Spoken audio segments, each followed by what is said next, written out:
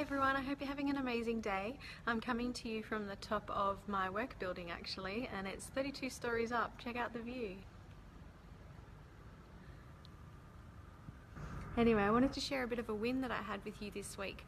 On Tuesday, I was admitted to the Supreme Court of Queensland as a lawyer, and I started my journey to become a lawyer about 7 years ago. I know some of you may have heard my story, but I wanted to share my story with you for those who haven't heard. I left school at the end of grade 10 and moved in with my grandparents actually.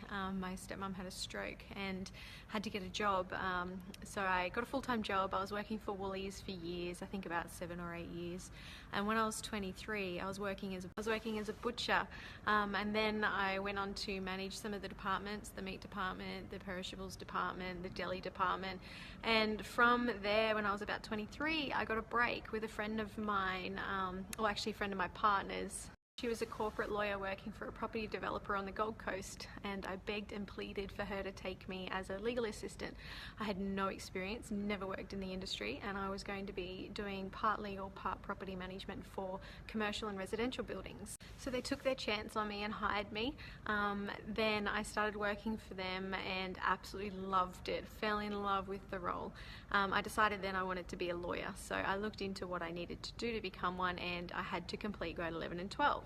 I looked into what I needed to do to accomplish this, and I found an Advanced Diploma in Business through Martin College, and I did the course online and got the results I needed to get an OP. So the day the results were released, I had no idea how the results were graded or how it all tied in with the OP, meaning overall position. And I got 99 out of 100, and so I called the college and I was like, what does that mean? Does it mean I failed? Does it mean I passed? What does it mean? And they told me that it meant I got an OP1, and I was absolutely blown away. I did not ever think I was capable of getting that, and it actually showed me that you're actually capable of doing anything you put your mind to. I did all that study while working full-time, and also had a partner and a life as well. So then I applied for uni and got accepted into Griffith, Bond and QT. At the time, the decision on where to go was largely based on how long it was going to take me to complete the degree. I had a vision of being qualified before I turned 30, so I chose to go to Bond. I started at Bond when I was 26 and worked full-time, and still had the same amazing partner who was supporting me the whole way through it. There were a lot of challenges and a lot of change that was occurring in my life throughout that degree. While I was working in my job, the company I was working for went into receivership, and this was quite a big challenge and opportunity and change all at the same time. Our jobs weren't secure, we didn't know what was happening with them. My partner and I had a chat, and we decided that anything positive can come out of any situation. It's all about your outlook. So we chose to look at the situation as a positive situation. We embraced the change. Our jobs ended up being secure because PwC were appointed, and they were amazing receivers throughout the whole process. I learnt a lot about business, about companies, about insolvent process, about adapting to roles. I took on legal, property management, marketing, everything within the business that I worked for, and I was doing all of this while studying full-time at uni and working full-time. I had a lot of sacrifices. There were a lot of times where there was a lot of tears as well, because I was very frustrated. I was learning new content, trying to get my head around stuff. But challenge is good. That's where you grow, and as a result of the whole circumstance I found myself in, I ended up developing really unique skills. I got my degree, which I specialised in commercial, intellectual property and insolvency law. I graduated from Bond and then went on to work for PwC actually. So now I work within their insolvency and corporate restructuring team. From there, I've started a master's in insolvency through UTS down in Sydney, and I'm also studying my chartered accountant's degree to become an accountant as well.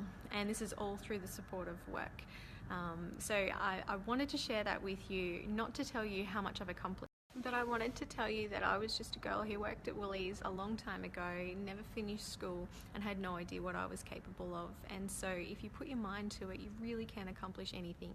You don't have to be born with gifts, with wealth, with circumstance. All the opportunities are created by you. They're created by you believing that you can accomplish a goal as long as you put your mind to it.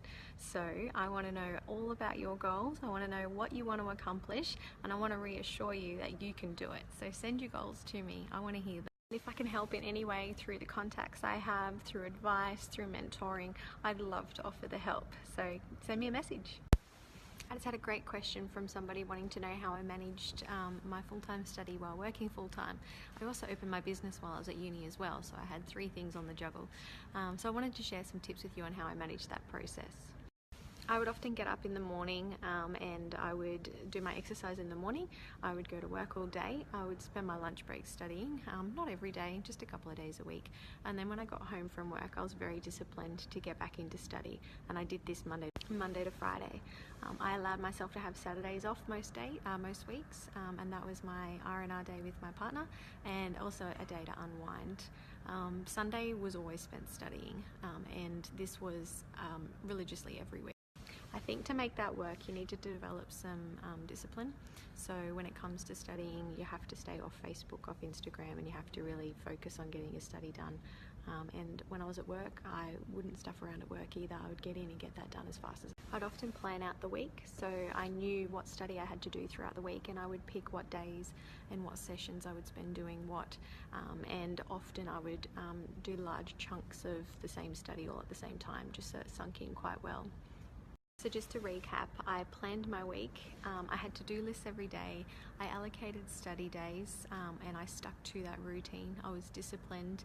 I didn't waste my time. I spent my time working effectively, and I spent my time studying effectively, and I had rest days.